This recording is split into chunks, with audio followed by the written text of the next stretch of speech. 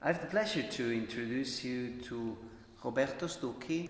He takes care of mainly of the wine production, so he's the winemaker, and he will explain us a little bit about the history.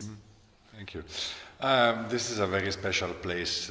Monastery is founded Coltibuono, Badia Coltibuono in 1050. So there's almost 1,000 years of wine being made here, the land being managed. The same land has been managed for the monks up till the 1800s, and then by our family since the 1840s.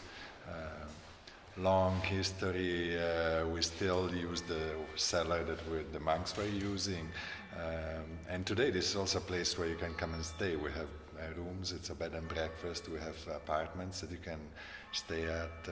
We do cooking courses, there is a restaurant. We are surrounded by forest, which originally was managed and planted by the monks.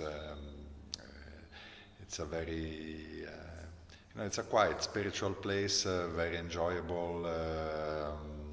We've been working with wine, food, with the culture of the area. We like to show what's beautiful about this place, about Tuscany and Chianti in particular.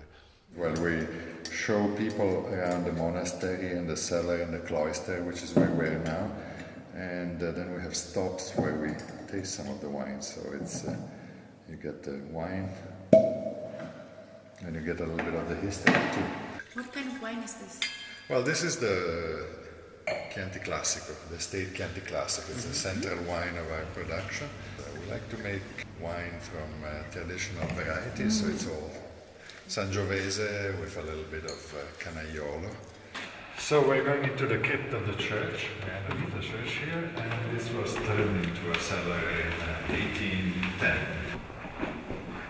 This is what we do with many visitors. We go around, show them the different parts of the cellar, and taste some wines in different stalls. Now we're going into the Renaissance cellar. So this was a more recent, an expansion of the cellar. So in the oldest room is the one next, and this was expanded in the 15th century. It had casks, obviously, but now we keep all a collection of historical vintages. They go back to 1937, the oldest, and we have almost all vintages from after Second World War, from 46 on. And you can drink them? You can drink them. The oldest that would still drink well is 1958. This is a really old. This is a 1947, but I'll move it slowly so the sediment doesn't get moved. But you can see the level, which is still very good. It's at the beginning of the neck. Wow. For a bottle this old, this is great, and because the bottles were sealed with paraffin. So you can see the color through the glass, and this might still be alive. This wine, it's still red. Which is a good sign. The level is good, so this is something that could still drink. So this is the 18th century cellar. So this is the last part built, and here we ate most of the Chianti Classico and the Riserva. Chianti Classico for 1 year, and the Riserva for 2 years. So this is the next step in our wine tasting. So we're going to have the Chianti Classico Riserva.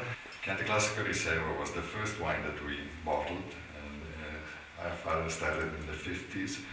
We were one of the first estates to bottle Chianti Classico in a regular bottle. And this is a wine that will age for 15-20 years in the bottle. So very good ager, so it's enjoyable now, but as it spends more time in the bottle, it will develop more complexity and really change over the years, but many years from now it will still drink wonderfully.